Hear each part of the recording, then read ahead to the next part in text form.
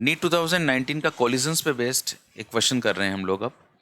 Body A of the mass 4m moving with speed u collides with another body B of the mass 2m at rest. एक body है जिसका मास 4m है और ये u velocity से move कर रही है, एक दूसरी बॉडी के साथ टकरा रही है जिसका मास 2m है और जो रेस्ट में है।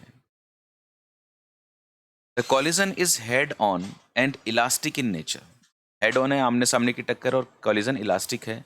After the collision the friction of energy lost by the colliding body. मतलब जब ये कॉलिजन हो जाता है तो जो कोलाइडिंग बॉडी है इसकी वेलोसिटी मान लीजिए v1 हो गई और दूसरी वाली बॉडी की वेलोसिटी v2 हो गई।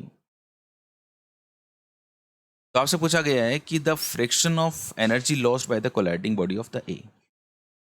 तो इसको देखो कैसे निकाला जाए, पहले एक बार प्लानिंग कर लेते हैं। फ्रिक्शन ऑफ एनर्जी लॉस्ट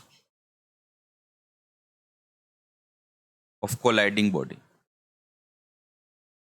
पहले तो फॉर्मूला लिखते हैं। ये इसके लिए मेरे को क्या करना पड़ेगा, एनर्जी लॉस लिखनी पड़ेगी कि उसकी एनर्जी लॉस कितनी हुई और उसकी जो इनिशियल एनर्जी थी वो कितनी थी। ओके, तो एनर्जी लॉस कितनी, माना इसको मैं अगर 1 नंबर से रिप्रेजेंट कर रहा हूँ तो इसकी काइनेटिक एनर्जी, ऑब्वियसली इसके पास जो भी एनर्जी होगी वो काइनेटिक एनर्जी होगी, शुरुआत वाली काइनेटिक एनर्जी एंड कॉलिजन के बाद वाली kinetic energy divided by collision के पहले की काइनेटिक एनर्जी। भाई जो भी इसकी काइनेटिक एनर्जी थी ना शुरू में, ये वाली काइनेटिक एनर्जी लिखेंगे, कॉलिजन के बाद में कितनी रह गई वो लिखेंगे। अब ये तो तय हो गया कि कम होएगी, तो कम होएगी तो पहले मैंने ज़्यादा वाली लिखी और फिर कम वाली लिखी है, तो ये जो इनका डिफरेंस है वही लॉस है अपॉन इनिशियल। तो जो काइनेटिक एनर्जी होगी इसकी स्टार्टिंग वाली कॉलिजन के पहले, वो half m into you square होगी। तो m को लिख दिया मैंने 4m इंटू जो भी इसकी वेलोसिटी थी उसका square, minus final kinetic energy हो जाएगी हाफ इसका मास कॉलिजन के बाद में इसकी वेलोसिटी का square upon half mv square. Mass 4m है और वेलोसिटी कितनी है, u स्क्वायर है। सो ऊपर के 4m से नीचे का 4m कट जाएगा, ऊपर के हाफ से नीचे का हाफ कट जाएगा, एंड ये आ जाएगा u square minus v1 square upon u square. अब मैं चाहूँ तो उसको ठीक है यहीं पे ऐसे ही रहने देते हैं और यहाँ पे बस v1 की वैल्यू निकाल लेते हैं, देन हमारा काम हो जाएगा इसमें। आप जानते हो कि यार कभी भी इलास्टिक कॉलिजन की जब बात होती है तो कॉलिजन के बाद जो पहली बॉल की वेलोसिटी होती है उसका एक्सप्रेशन होता है m1 minus m2 upon m1 plus m2 into u1 plus 2m2 u2 upon m1 plus m2।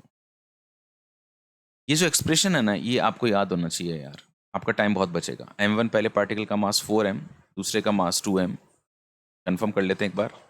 4m and 2m बिल्कुल सही है, and 4m plus 2m into जो वेलोसिटी है पहले पार्टिकल की वो u है, दूसरा वाला पार्टिकल रुका हुआ है तो ये वाला फैक्टर 0 हो गया। ये हो गया आपका 2m, ये हो गया आपका 6m एंड ये हो गया आपका u। तो ये हो गया आपका u/3। v1 की वैल्यू आ गई u/3। अगर v1 की वैल्यू u/3 आ गई है तो बस यही तो मेरे को चाहिए था। This is u square and this is u/3 का स्क्वायर अपॉन u स्क्वायर। इसे लिख सकता हूँ मैं u square minus u square upon 9, और नीचे कितना है u स्क्वायर।